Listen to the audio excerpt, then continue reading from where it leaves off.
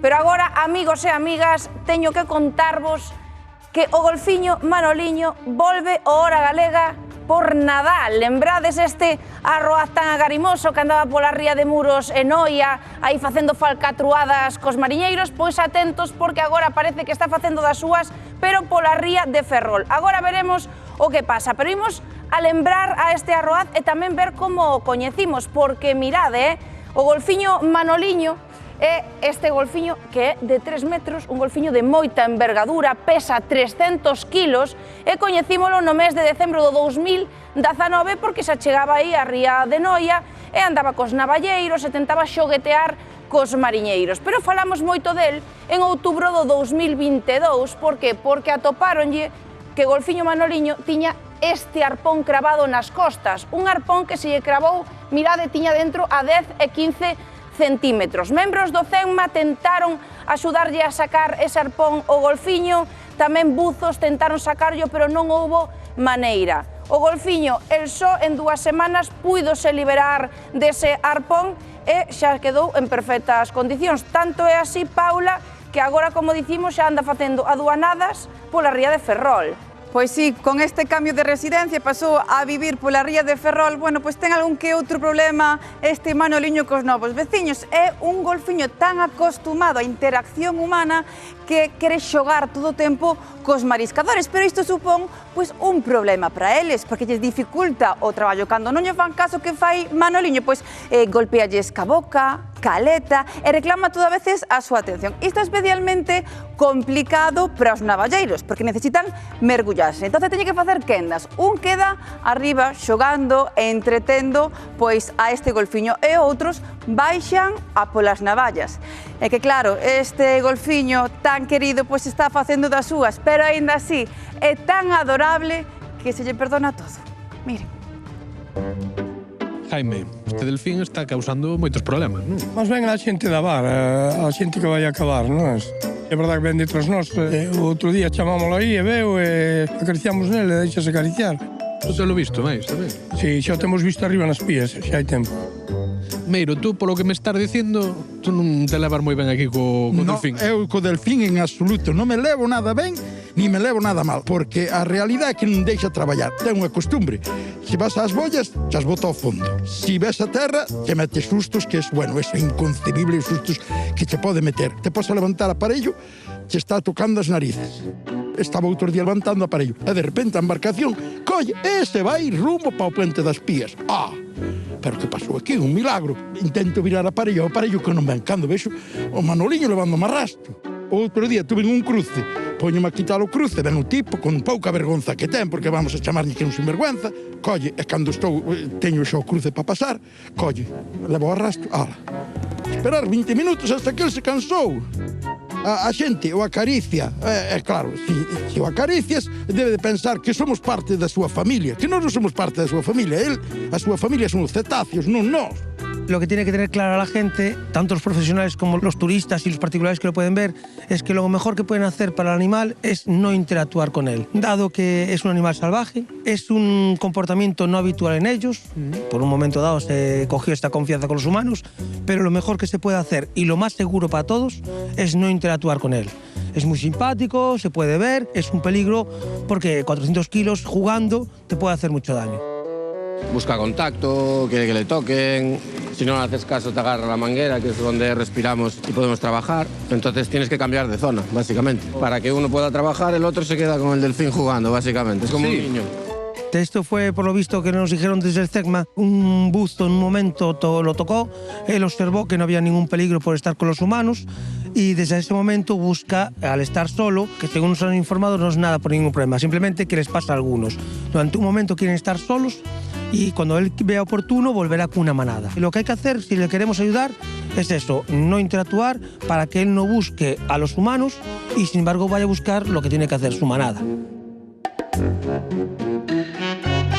Pois hai que lembrar que, inda que nos atopemos con Manoliño e el se preste a xoguetear con nós, non debemos de interactuar con el porque, inda que el se vexa que é un animaliño agarimoso, hai que lembrar que é un animal salvaxe que pesa entre 300 e 400 kilos, e se nos achegamos a él ou tentamos agarralo, podemos poñelo a él en perigo e tamén poñernos en perigo a nós, así que, Paula, hai que ter moito ollo.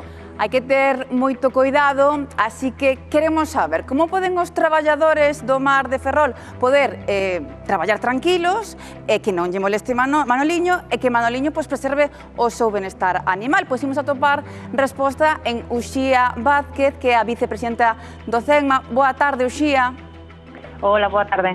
Este comportamento que ten Manoliño, ao fin e ao cabo, ven sendo culpa de nós, os humanos, non? Sí, efectivamente, el no seu día viuse alonxado da súa manda e buscou compañía en alguén que estivese relativamente preto en canto a inteligencia del, non? Claro, Uxía, estos mariñeiros que se atopan con Manoliño e que Manoliño quere xogar con eles, como deben de actuar neses intres que se atopan? Claro, non saben o que facer. Claro, nós entendemos que pode ser unha situación moi complicada, de feito, bueno, eles mesmos agora o comentaban no vídeo, o máis recomendable é ignoralo, é como cando se te chega un can moi inquieto e quere xogar contigo, pois daste a volta, para non xogar con el, non o miras, non o tocas, non... Entendemos que é moi complicado, por eso fan eso de que un quede xogando con Confi e outros traballando, pero ao final eso tamén é reforzar esa conduta, entón ao final así poden chegar a empeoralo. O mellor é, na medida posible, ignoralo, se fai falta cambiar de zona, pois se cambia de zona, pero nunca interactuar con el. Porque, Uxía, claro, falamos de que o interactuar con este golfiño, o que facemos é reforzar que se queira chegar máis aos humanos.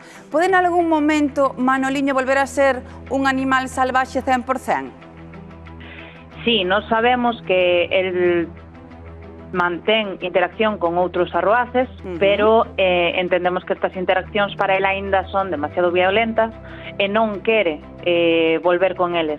Nós o que facemos interactuando con el é darlle esa seguridade de que, aínda que non volva, non vai quedar solo. Entón, o mellor é que o empuxemos a que busque esa interacción con outros arroaces e non quede con nós, claro. Claro, Uxía, quizá o momento máis complicado é cando Manoliño se achega, por exemplo, a unha praia na que hai moita xente, non? Porque eso tamén o pode a el desorientar de alguna maneira. Efectivamente, ao final xa pasou no seu día, cando estaba na ría de Muros e Noia viuse moi acosado por motos de auga, por un montonazo de xente, e chegou a morder a unha persoa porque el chega a un punto de actividade, de movimento, que non sabe como sacar esa enerxía, non? Entón, ao final, pois acaba podendo ser peligroso. Entendemos que é algo moi chamativo o poder bañarse con un golfiño, pero é, como decíamos, perigoso para él porque lle podemos transmitir enfermidades ás nosas unhas e ráscano. Ten moitísimas feridas de nadar coa xente polas uñas. É o contrario, como falabades, é un animal de 300, 400 kilos que pode facer o que queda con nós, ainda que sexa sin querer, non? Entón, é unha situación moi perigosa e temos que evitar sempre, no máximo do posible, bañarnos con el, interactuar con el e, sobre todo, tamén non darlle bombo a este tipo de accións, pois non compartir os vídeos que sube a xente nas redes sociais, non darlle bombo de xeito de que é algo moi bonito. Non, simplemente está mal feito e non se lle pode permitir.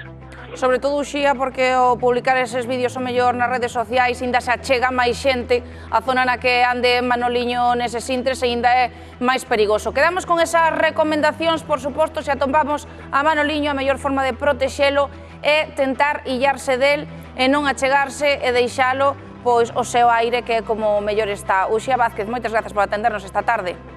Moitísimas gracias a vos.